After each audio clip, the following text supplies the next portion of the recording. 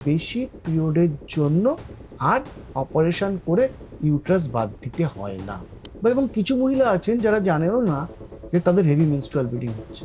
ওষুধ দিয়ে পিরিয়ডের সমস্যা ঠিক করে দিতে পারি, ব্যথা যন্ত্রণা কমিয়ে দিতে পারি। বিভিন্ন বয়সে বিভিন্ন কারণে এটা হয়ে থাকে। তিনি যদি বাচ্চা নিতে চান, পরবর্তীকালে উনি আবার বাচ্চা নিতেও চেষ্টা করতে পারেন। নমস্কার, আমি ডক্টর সঞ্জয় মুখার্জি। আজকে যে নিউজ নিয়ে বলতে এসেছি, হেভি মেনস্ট্রুয়াল ব্লিডিং। এটাকে আমরা আগেকার দিনে মেনোরেজিয়া বলতাম, এখন আমরা হেভি মেনস্ট্রুয়াল ব্লিডিং বলি। হেভি মেনস্ট্রুয়াল ব্লিডিং খুব কমন একটা টার্ম। আমরা যদি দেখি 5-6 জন মহিলার মধ্যে একজন এই বিষয়ে ভুগছেন। এবং কিছু মহিলা আছেন যারা জানেও না যে তাদের হেভি মেনস্ট্রুয়াল ব্লিডিং হচ্ছে। তার যে পিরিয়ডটা বেশি হচ্ছে সেটাই তিনি বুঝতে পারেন না। তার জন্য আমাকে জানতে হবে যে কাকে আমি বেশি পিরিয়ড বলবো। সেটা না জানলে আমি বুঝতে পারবো না যে কোনটা নর্মাল কোনটা বেশি। তাহলে যে মহিলারা দেখা গেছে যে 5 দিনের বেশি ধরে পিরিয়ড হয়ে যাচ্ছে, তাকে আমি বেশি বলবো।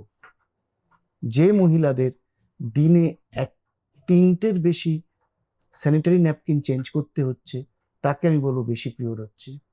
যে মহিলাকে রাত্রে ঘুম থেকে উঠে স্যানিটারি ন্যাপকিন চেঞ্জ করতে হচ্ছে, তাকে বলবো পিরিয়ড বেশি হচ্ছে। বা যার মেনস্ট্রুয়েশনের সময় ক্লট পাস হচ্ছে, তাকে বলবো বেশি হচ্ছে। আমরা যদি এইভাবে ভাবি, তাহলে দেখবো 5 জনের মধ্যে 2 জন মহিলার পিরিয়ড বেশি হচ্ছে। তাহলে heavy menstrual bleeding it is not an uncommon issue. এটা খুব কমন একটা বিষয়, যেটা অধিকাংশ মহিলাই সাফার করে থাকে।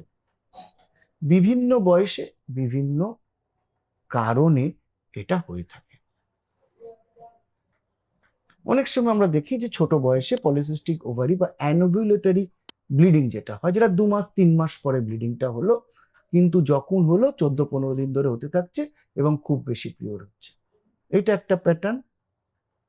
আর একটা প্যাটার্ন দেখছি যে মিডল এজ গ্রুপে 35 থেকে 47-48 অব্দি যেদিনকে পিরিয়ড শুরু হচ্ছে সেদিনকে একটু একটু করে পিরিয়ড হচ্ছে, 2 দিন 3 দিন এরকম যাচ্ছে, তারপর থেকে বেশি পিরিয়ডটা শুরু হচ্ছে এবং সেটা 8 দিন 10 দিন ধরে হচ্ছে।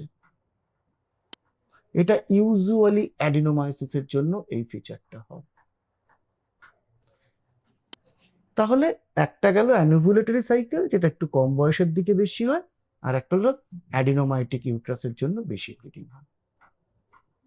এছাড়া আরেকটা সিমটম আমরা খুব পাই, মাসে প্রথম একবারই পিরিয়ড হচ্ছে, খুব বেশি পিরিয়ড হচ্ছে, 4 দিন 5 দিন থাকছে, তারপরে কমে যাচ্ছে। সেটা ইউজুয়ালি ফাইব্রয়েড ইউট্রাসের জন্য হয়ে থাকে।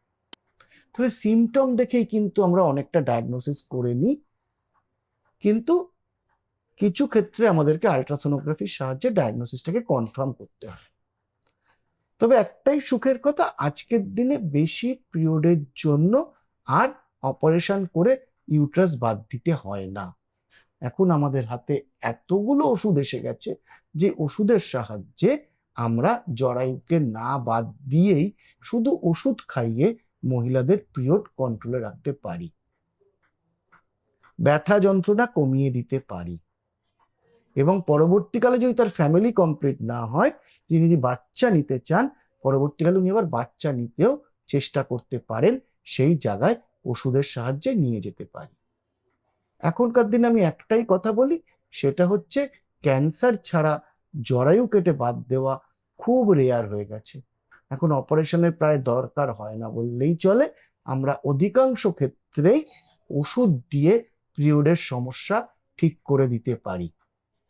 তাহলে যদি আপনার HMB হয়ে থাকে বা হেভি মেনস্ট্রুয়াল ব্লিডিং এর পেশেন্ট আপনি হন, অযথা চিন্তা করবেন না। আপনি আপনার নিকটবর্তী ভালো গাইনোকোলজিস্টের শরণাপন্ন হন, তাহলেই দেখবেন ওষুধের সাহায্যে কি ওষুধ কোন রোগে লাগবে সেটি উনি ঠিক করবেন, এবং আপনার মনে হয় না আর অপারেশনের দিকে পা বাড়াতে হবে। ওষুধেই আপনি সুস্থ হয়ে যাবেন। নমস্কার।